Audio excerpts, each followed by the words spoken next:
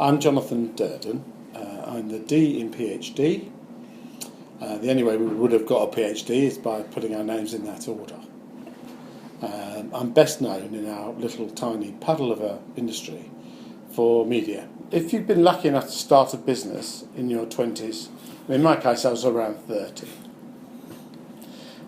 my biggest concern was humiliation.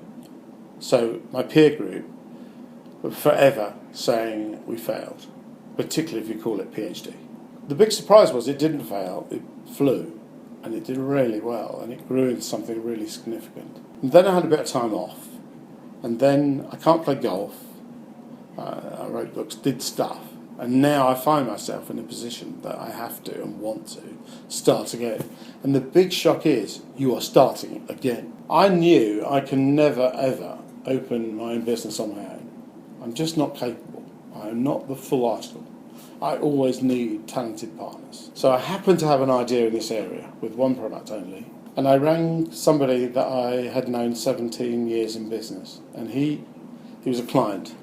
So we're 50-50 partners, and we co-fund it.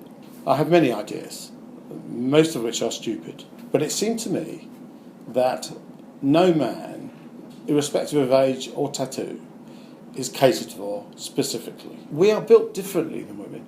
Downstairs, God had an off day.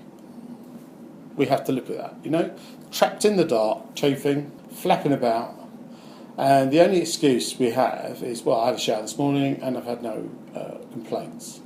Nonsense. My top 3 tips for starting a company: work out whether you need a partner, and make that partner somebody you met in business first, not your best friend, your sister, or your wife, or your husband. Start from respect and then build friendship, because it will save a lot of grief.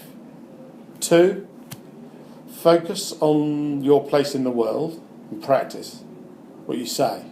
You're talking to yourself first, because you have to believe it in order to sell it.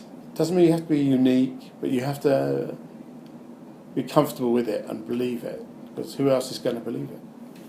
And 3rd is, don't be a control freak, and embrace talent and make people that work with you and for you find out what makes them happy. And if you can make them happy, you will fly. The main mistake is underestimating the fact that you're in other people's hands. I'm used to being God, and actually, if you reverse the letters, I'm more like dog.